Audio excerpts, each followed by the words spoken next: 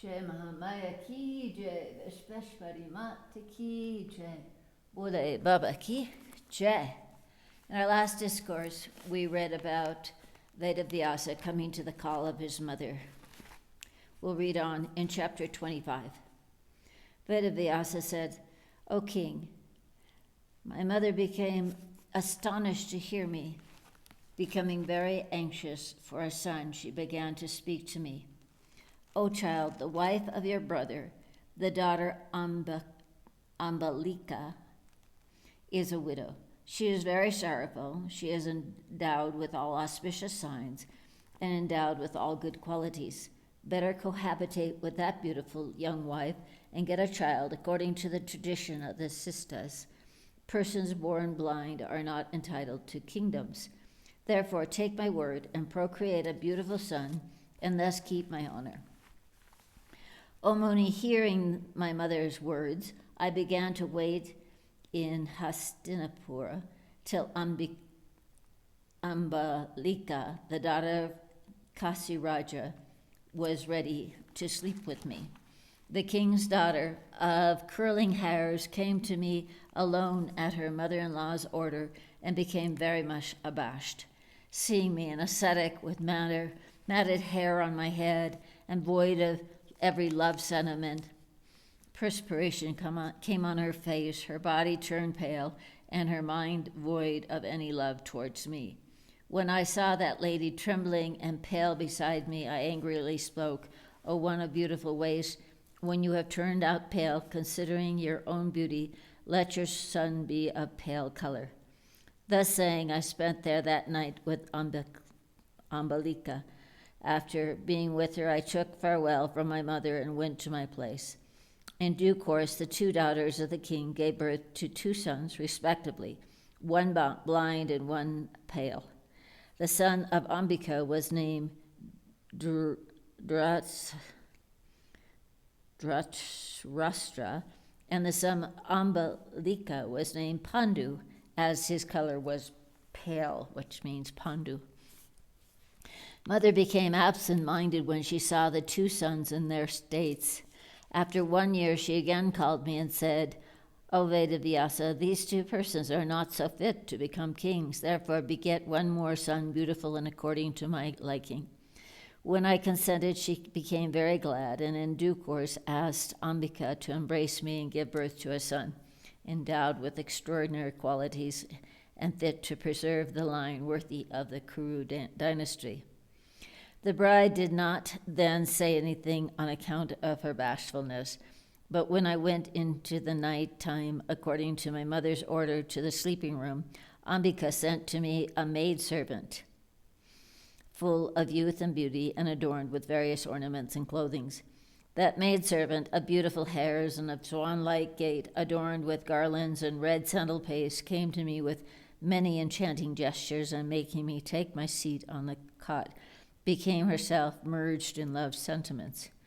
O Muni, I became pleased with her gestures and amorous sports, and passed the night full of love towards her, and played and cohabitated with her. At last I gladly gave her the boon. O fortunate one, your child, begotten by me, will be endowed with all good qualities, will be of good form, will be conversant with all the essences of Dharma, calm and quiet and truthful.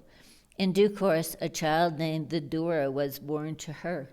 Thus I had 3 sons, and in my mind grew up Maya and affection that these were my sons. When I saw again those 3 sons, heroic and full of manliness, the only cause of my sorrow, due to the bereavements of my son Sukha, vanished away from my mind. O Lord, Maya is very powerful and extremely hard to be abandoned by those who are not masters of their senses. She enchants even the wise, though she does not possess any form, nor any substratum, nor any support. I could not find any peace, even in the forest, as my mind was attached to my mother and children. O Muni, my mind then became oscillate like a pendulum, and I remained sometimes in Hastinapura and sometimes in the banks of the Saraswati. I could not stay in a certain fixed place.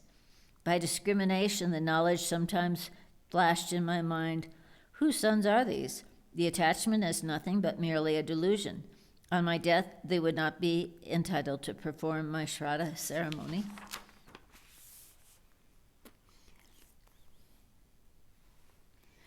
These sons are begotten by way and manners not sanctioned by Dharma. What happiness can they bring to me, O Muni? The powerful Maya had caused this delusion in me. What knowing this samsara to be unreal? Alas, I have fallen into the well of the darkness of delusion. Thus I repented when I thought over the matter deeply, and when I was alone in solitary place. When subsequently, through the meditations of Bhishma, the powerful Pandu got the kingdom, I became pleased to see the prosperity of my son. O Muni, this also, the creation of Maya, the daughter of the king Surasena, named Kunti, and the daughter of the king of Madra, named Madri, became the two beautiful wives of Pandu.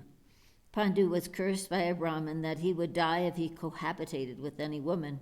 He therefore became dispassionate, and quitting his kingdom, went to the forest with his two wives.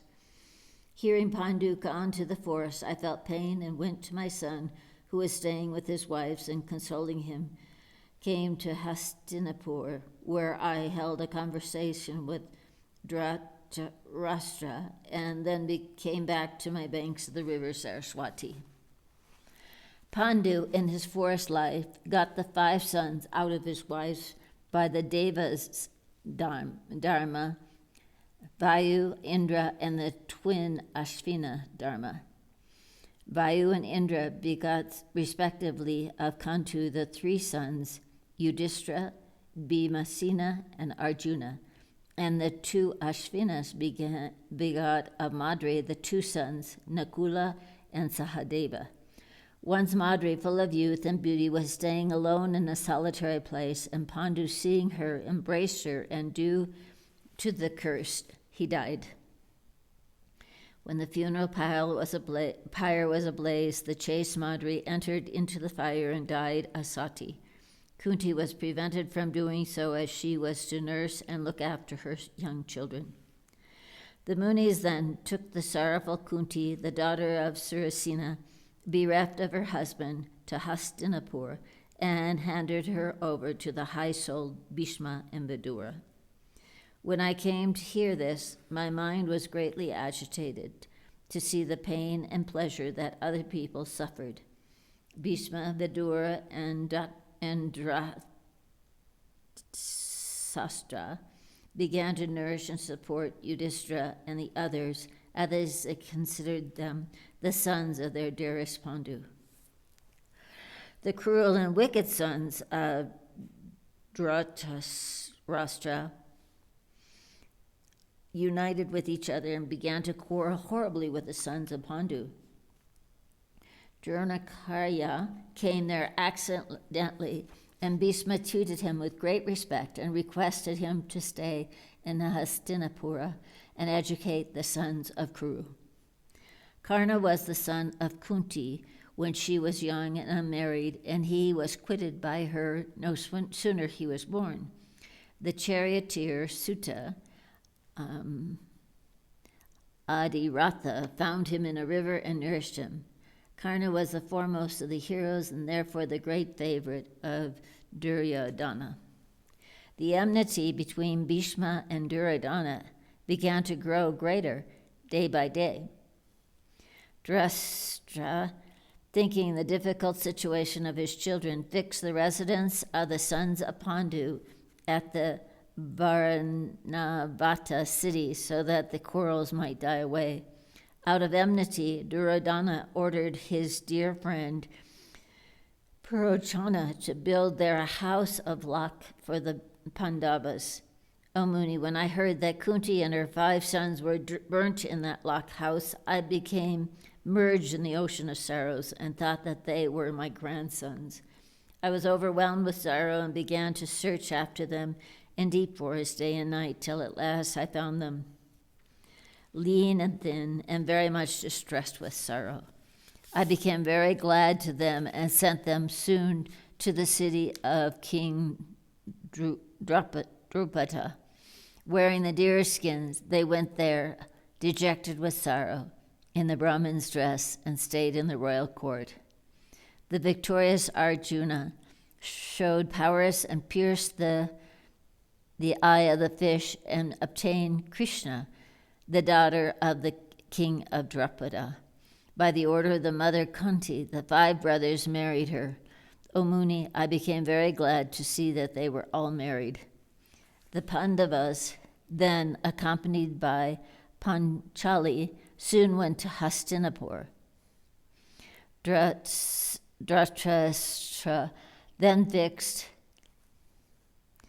Kandavaprashta as the residence of the Pandavas.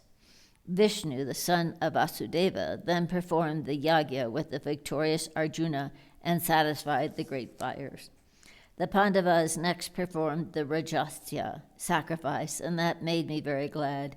Seeing the affluence and prosperity of the Pandavas and the great assembly hall, beautiful and exquisitely artistic, Duryodhana was burnt up, as it were, with malice and made arrangements for a play in dice, very injurious in its consequences. Sukuni was an expert in playing deceitful, and Yudhishthira, the son of Dharma, was not expert in this play. So Duryodhana made Sukuni play for him and stole away all that Yudhishthira had and insulted at that time in the royal assembly the daughter of Drupada, and gave her much trouble. The Pandavas then went with Panchali in an exile in the forest for 12 years, and I was very much grieved to hear this. O Muni, though I know all about the Sanatana Dharma, yet I was deluded and merged in these worlds of pains and pleasures. Who am I? To whom do these sons belong? My mind roams day and night on the thoughts of all this, O Muni. What shall I do? And whither shall I go? I don't find happiness anywhere. My mind is, as it were, floating in a rocking machine, and it is never being fixed. O best of Munis, you are all-knowing. Solve my doubts, so that my mental fear may be quieted and I may be happy. Here ends the 25th chapter on the cause of moha of Veda vyasa, which he asked about from Narada in the Srimad Devi Bhagavatam of 18,000 verses of Maharishi Veda vyasa. Jai Mahamaya ki jai, Vishveshwari Mata ki jai, Bole Baba ki jai.